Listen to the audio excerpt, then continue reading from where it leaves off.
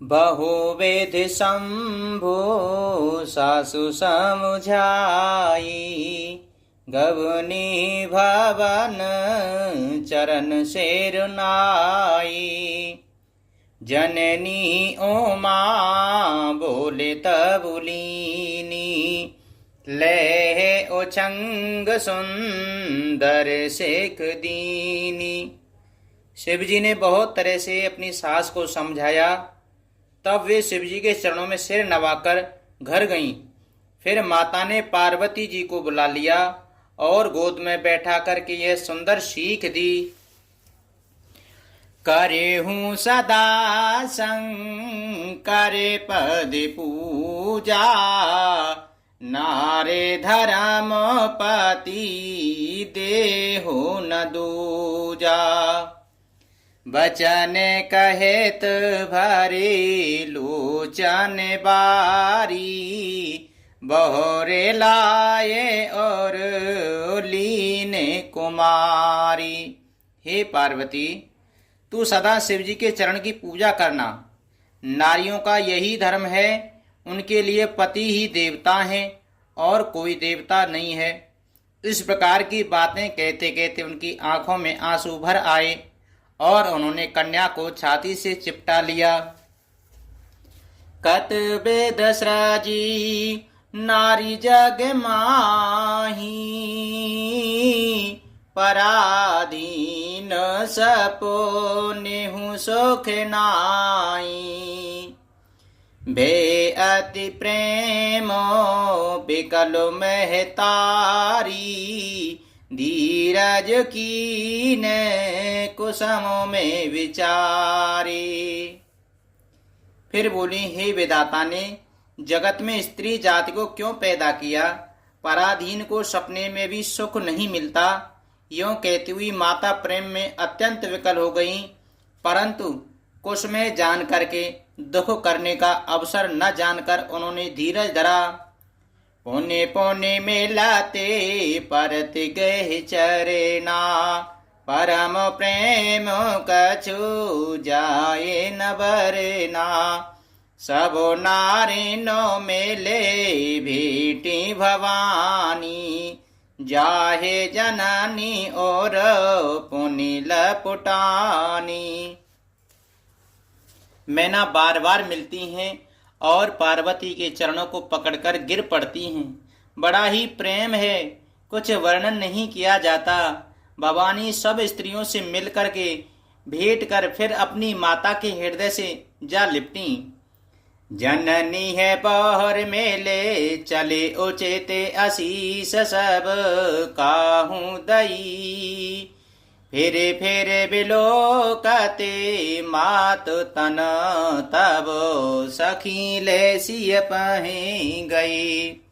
जाचके सकल संतोष शंकर उमा सहित भवन चले। सब अमर हर से सुमन बरसे निशान नभ बाजे भले। पार्वती जी माता से फिर मिलकर के चली। सब किसी ने उन्हें योग्य आशीर्वाद दिए। पार्वती जी फिर फिर कर माता की ओर देखती जाती थीं। तब सखियां उन्हें शिव जी के पास ले गईं। महादेव जी सब याचकों को संतुष्ट कर पार्वती जी के साथ घर कैलाश को चले। सब देवता प्रसन्न होकर के फूलों की वर्षा करने लगे और आकाश में सुंदर नगाड़े बजने लगे। चले संग हिमवंत सब पहुँचावन अतुहे। तो विविध भांति परितोष करे। विदा कीन वृष के तो सियापते रामचंद्र जी की जय। पवन सुत हनुमान जी की जय। तब हिमवान अत्यंत प्रेम से शिव जी को पहुंचाने के लिए साथ चले। वृषकेतु शिव जी ने बहुत तरह से उन्हें संतोष करा करके विदा किया। तुरते भवने आये गिरिराई। सकल सहल सरे लिए बुलाई। आदर दान बिने बहुमाना। सब कर बेदा की नोहे में बाना। पर्वतराज हिमाचल तुरंत घर आए और उन्होंने सब पर्वतों और सरोवरों को बुलाया। हिमवान आदर और दान विनय और बहुत सम्मान पूर्वक हिमवान ने सबकी विदाई की। जब ही शंभु के लाश ही आए, सुर सब नेजे लोक सिधाए। जगत मातो पितो शंभु भवानी, तेहि सिंगार ना कयहूँ बखानी। जब शिवजी कैलाश पर्वत पहुंचे तब सब देवता अपने अपने लोकों को चले गए। तुलसीदास जी कहते हैं कि पार्वती जी और शिवजी जगत के माता पिता हैं, इसलिए मैं उनके श्रृंगार का वर्णन नहीं करता।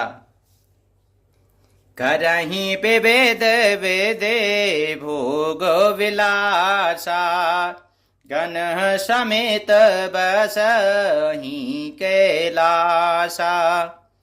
हरि गिरजा बिहार नित नयाहु, यही वेद बेपोलो काल चल गयऊ। शिव पार्वती विविध प्रकार के भोग विलास करते हुए अपने गणों सहित कैलाश पर रहने लगे। वे नित्य नए विहार करते थे। इस प्रकार बहुत समय बीत गया। तब जन्मेऊ सट वदन कुमारा, तारक असुर समर जेहि मारा। आगम निगमो प्रसिद्ध पुराना, सन्मुख जन्मो सकल जग जाना। तब 6 मुख वाले पुत्र स्वामी कार्तिकेय का जन्म हुआ, जिन्होंने बड़े होने पर युद्ध में तारकासुर को मारा। वेद शास्त्र और पुराणों में स्वामी कार्तिकेय के जन्म की कथा प्रसिद्ध है और सारा जगत उसे जानता है। जगु जाने सन्मुख जन्म कर्म प्रतापु, पुरुषारतु महा। ती हेतु में ब्रस के तो सुत कर चरित संचेपहि कहा। यह उमा शंभु विबाहु जे नर नार कयहि जे गावहि। कल्याण काज विबाहु मंगल सर्वदा सुख पावहि। सदानंद स्वामी कार्तिक के जन्म कर्म प्रताप और महान पुरुषार्थ को सारा जगत जानता है, इसलिए मैंने वृषकेतु शिवजी के पुत्र का चरित्र संक्षेप से ही कहा है।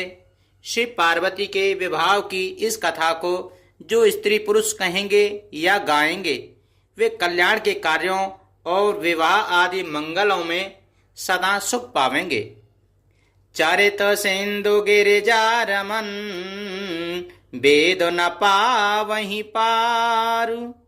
वरुणे तुलसी दासु किम, अतिमति मंद गवारु। सियापति रामचंद्र जी की जय, पवन सुते हनुमान जी की जय। गिरिजापति महादेव जी का चरित्र समुद्र के समान अपार है। उसका पार वेद भी नहीं पाते। तब अत्यंत मंद बुद्धि और गंवार तुलसीदास उसका वर्णन कैसे कर सकता है। शंभु चरिते सोने सरसे सुहावा, भरद्वाज मुनि अति सुख पावा। बहु लालसा कथा परिबाड़ी, ने नहीं नीरो रोमा बलि ठाड़ी। शिवजी के रसीले और सुहावने चरित्र को सुनकर मुनि भारद्वाज जी ने बहुत ही सुख पाया। कथा सुनने की उनकी लालसा बहुत बढ़ गई। नेत्रों में जल भर आया तथा रोमावली खड़ी हो गईं। प्रेम विवश मुख आव न बानी, दशा देखी हरे से मुनि ज्ञानी। अहो धन्य तब जन्म मुनीषा, तुम ही प्राण समो प्रिय गौरीसा। वे प्रेम में मुग्ध हो गए, मुख से वाणी नहीं निकलती। उनकी ये दशा देख करके ज्ञानी मुनि याज्ञवल्क्य बहुत प्रसन्न हुए और बोले, हे मुनीश, आहा, तुम्हारा जन्म धन्य है। तुमको गौरीपति शिवजी प्राणों के समान प्रिय हैं। सेवो पद कमल जिन्हें रति नाही, राम ही ते सपो निहु न सुहाई। बिन छल वेश्व नाते पद नेहु, राम भगत कर लक्षण एहु। शिवजी के चरण कमलों में जिनकी प्रीति नहीं है, वे श्री रामचंद्र जी को स्वप्न में भी अच्छे नहीं लगते। विश्वनाथ श्री शिवजी के चरणों में निष्कपट विशुद्ध प्रेम होना, यही राम भक्त का लक्षण है। सेवो सम को रघुपति व्रत धारी, बिन अगत जी सती असिनारी। पनु कर रघुपते भगत दिखाई, को सेव समो राम प्रिय भाई। शिवजी के समान रघुनाथ जी की भक्ति का व्रत धारण करने वाला कौन है, जिन्होंने बिना ही पाप के सती जैसी स्त्री का त्याग दिया और प्रतिज्ञा करके श्री रघुनाथ जी की भक्ति को दिखा दिया। हे भाई, श्री रामचंद्र जी को शिव जी के समान और कौन प्यारा है।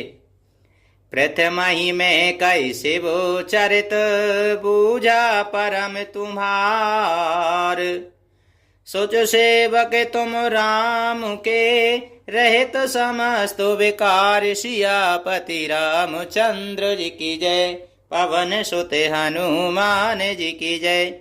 मैंने पहले ही शिव जी के चरित्र कहकर के तुम्हारा भेद समझा लिया और तुम श्री रामचंद्र जी के पवित्र सेवक हो और समस्त दोषों से रहित हो। मैं जाना तुम हारे गुणशीला, कयहूँ सुनाहूँ अब रघुपति लीला।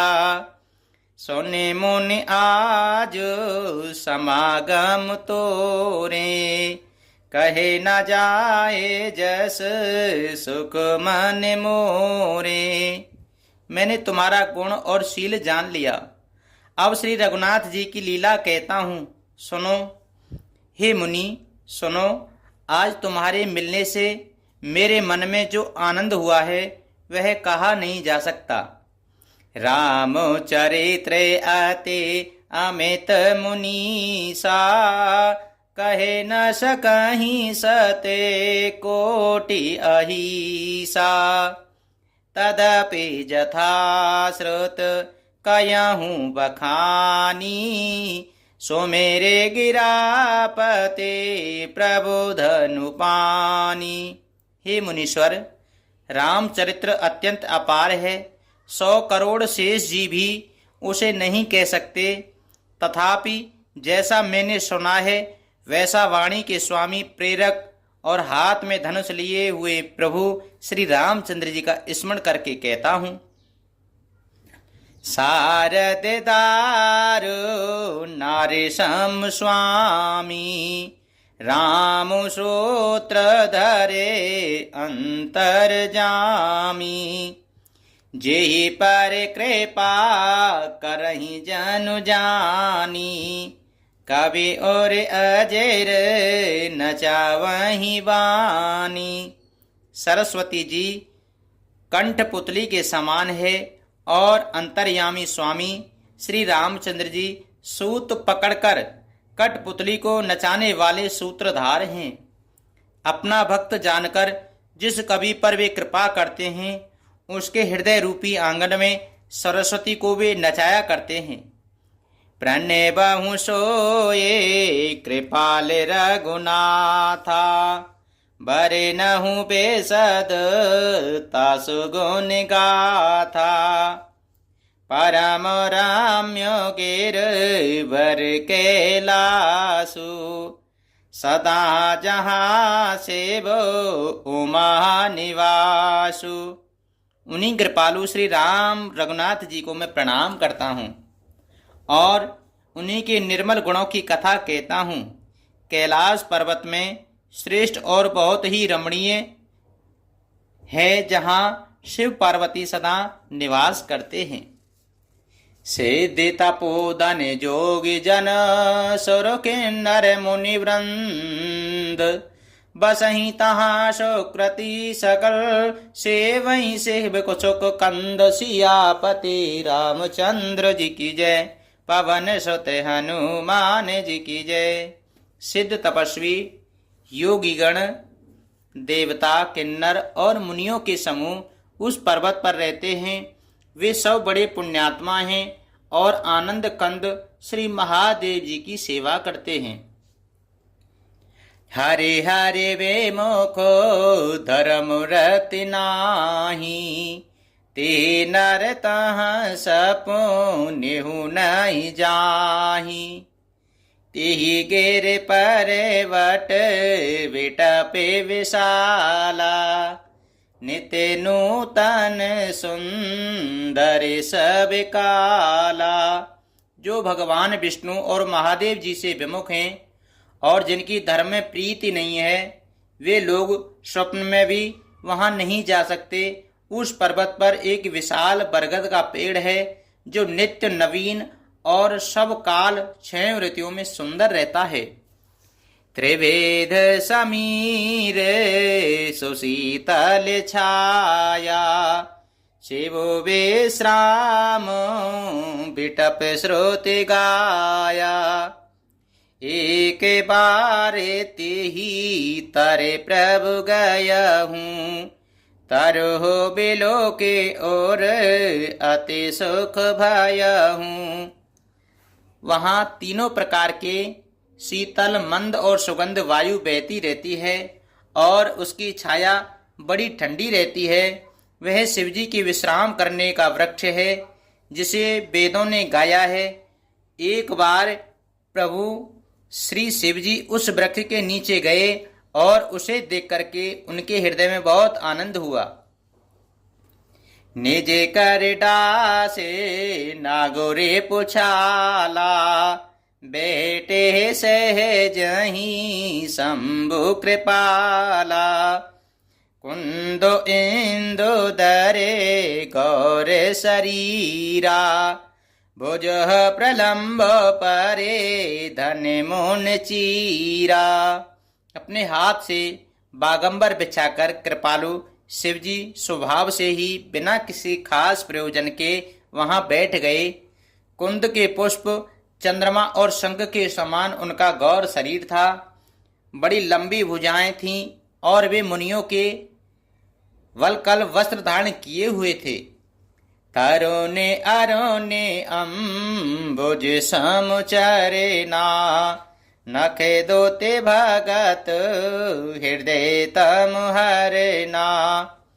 हो जागे भूते भूषण त्रिपुरारी, आननु शरद चंद छविहारी।